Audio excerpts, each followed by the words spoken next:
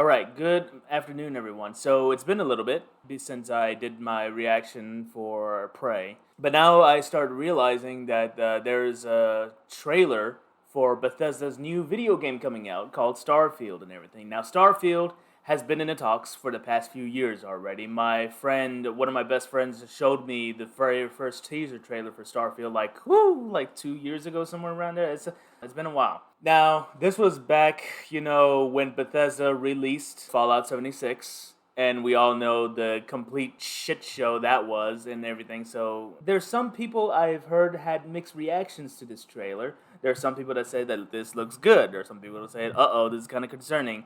And we all know that there are plenty of game studios out there that like to make big promises. They make big promises, but they underdeliver and everything. Kind of like Russia with its weapons. So without further ado, we're going to go ahead and check this out, all right?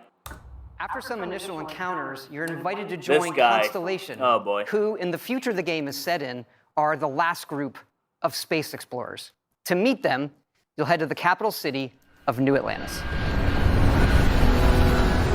Ooh.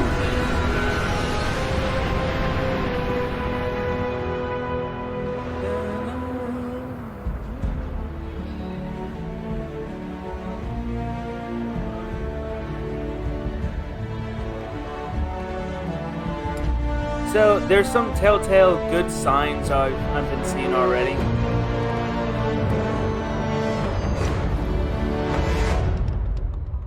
Welcome to Constellation. We have a lot to talk about. We're all here because we're committed to the biggest question of all. What's out there? These artifacts could be everything we've been looking for. As to what they are, what they're building, you'll be part of solving that puzzle now. So, you found something? The new guy found it. You dug up the artifact, right? That means you saw it. The visions? The artifact you found appears to be one of many, scattered across the galaxy. If we can find more, we can unlock their secrets. Beautiful, isn't it? The man who sold me this told me that it spoke to him. Of course, the settled systems is full of groups with other priorities. That's the Crimson Fleet! Everybody get ready! The fleet doesn't follow the rules. Agree to work for UCC staff. And together, we take down these cutthroat pirates. We're not just here to shoot the bad guys. We're peacekeepers. We protect the people of the Free Star Collective. When you sign up with the Crimson Fleet, no one quits. The only way out is death. The path ahead may be dangerous. I don't think I want to get with you guys. But we are not stopping. Most Dusties don't even make it this far. Because whatever lies at the end of this road will change humanity forever.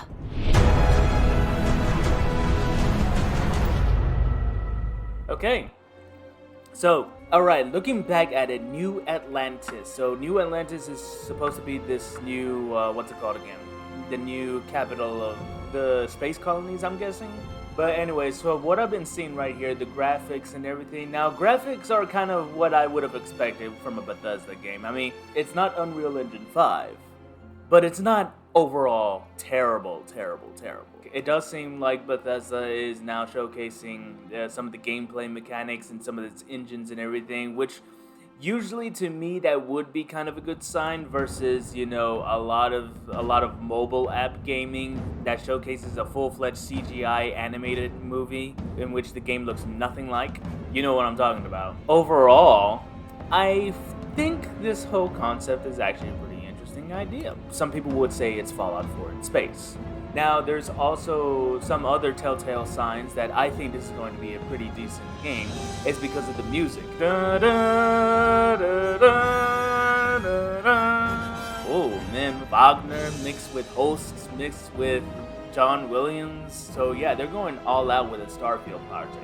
Now, some people still have that animosity towards Bethesda because of Fallout 76, and the absolute shit show following the release of Fallout 76. Now, in Bethesda's defense, they kind of did not want to do a Fallout 76. They did not want to do a multiplayer expansion of the whole Fallout universe because that was really their parent company. This is how my friend explained it to me. Take this with a grain of salt, so to speak. Take this with a grain of salt. But apparently how it goes, their parent company basically wanted Bethesda to make a multiplayer loot box version of Fallout 4, which came out to Fallout 76.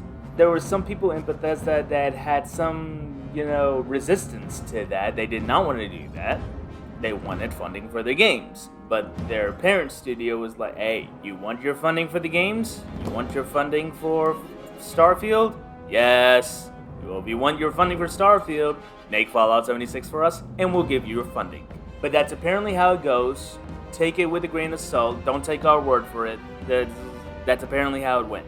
I'm digging the aspects of this game, and now it looks like we're having like a bunch of different factions that we can go with, which of course that's what Fallout 4 gave us. Like, it gave us the option to go good guy or go complete bad guy and go utilize slave labor and everything. And you know what I'm talking about with the raiders and everything, especially with the Nuka World expansion. With all the raiders in Nuka World, you can either choose to, get with them and enslave the Commonwealth, or side with the Minutemen and fight against the raiders. I have a feeling that, we're going to be doing something over here with this game.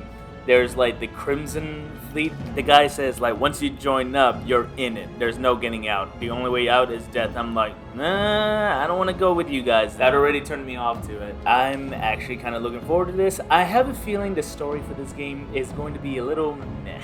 I kind of have a low expectations for this game, especially after what happened with Fallout 76. So Fallout 4, the story itself was meh. It wasn't the best video game story that I personally have played. The gameplay mechanics, it had a lot of replay value because of all the modders. The modders came out and did their job with Fallout 4. And guess what? Bethesda loves that. They love it when modders come together and make their games better, in a sense, because that gives them a lot of replay value. It gives a lot of people who bought the game on Sony PS4 the urge to buy the game on either PC or buy an Xbox and buy the game on Xbox, because that's exactly what happened with me. I bought the game initially on PS4, and Sony does not like it when you mod games. For some reason, Sony does not like that. So I was like, you know what? I've been seeing all these mods. The mods were making these games a whole lot better. I'm like, okay, you know what? I'm going to spend the money again and buy it on freaking PC. And yes, I've joined the PC master race. Yeah, that was my opinion on the matter, guys. So what did you guys think about it? Comment below if you want, and subscribe if you want. And I'll see you guys in the next one. Bye.